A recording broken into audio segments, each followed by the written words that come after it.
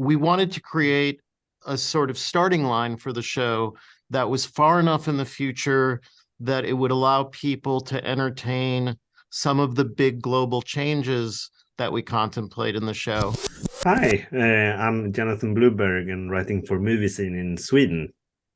Oh, wow. Pleasure. Hi. Nice to meet you. Yeah, likewise.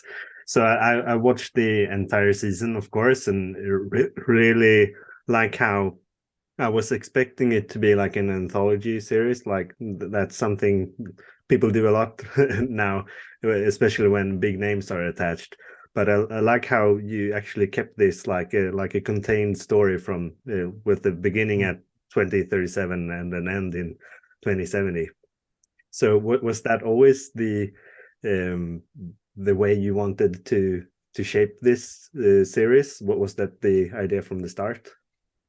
You know, initially, we actually were going to make something that might have felt a little bit more like Black Mirror and more like an Yeah, anthology. But as we started to work on it, it became interesting to contemplate what if you had a character who did something in one episode, but then you came back and saw them 20 years later and they had to live with the consequences of it. yeah, Or a character like Tahar Rahim's character, who we see get born in the pilot, and we see what sort of life he's lived when we catch up with him in episode 6. So the idea of being able to bring these people back and see what a life looks like in a world that's being changed in terms of climate was very exciting to us as storytellers.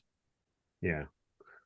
And I obviously watched Contagion like years ago when it came out, and was really frightened by it then, and then lived through it kind of during the pandemic. It kind of felt like it helped me a bit to prepare for that mentally.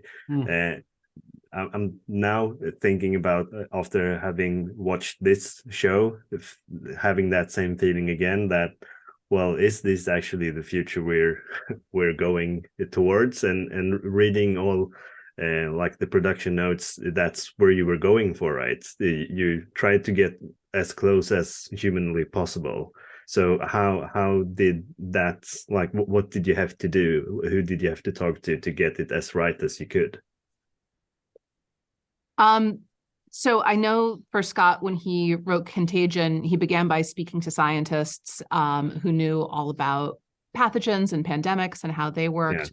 And we had a very similar process on this show. So before any scripts were written, there was a writer's room that began with just listening to experts. So climate scientists, climate journalists, activists, people who study technology, all of them describing what is currently happening, that we are currently living through, the climate change that is already taking place around us, and then their predictions for what would happen in the future if we continued on current trends. So the yeah, premise we wanted to start with was, what if we extrapolate forward in a world where our behavior stays as it is? And so everything that we did, we made a giant timeline that stretched from 2020 to 2070, filled it in with events, big, small, all these potential predictions based on speaking to experts about what were likely events along the way. And then we thought about, okay, now what are the human stories? Who are the people? Who do they love? What do they want out of life?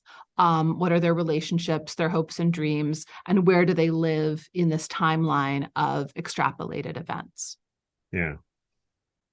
Yeah, and I don't know if you've seen the show, but I really like Years and Years too. They kind of started right right away, but you made a decision to start at 2037. I was just wondering, was there? We only have a short amount of time left, but was there why that year in particular? What was there a story behind that? One of the things we talked about quite a bit was figuring out the event horizon. When we made An Inconvenient Truth, there was a lot of talk about things that we had to address this century. And it's very easy for a human being to push things off. And it also depends on where you are socioeconomically. If Yeah. you are struggling to put food on the table, your event horizon is tonight at dinner time. If you're someone with more affluence, it may be, getting your children into college. And Yeah. we wanted to create a sort of starting line for the show that was far enough in the future that it would allow people to entertain some of the big global changes that we contemplate in the show, but not so far in the future that they could say, oh, that's not my world. That's not happening. Because as you know, the things in the pilot, like fires and It's glaciers already and happening. extreme Yeah. heat, they're already happening. Yeah.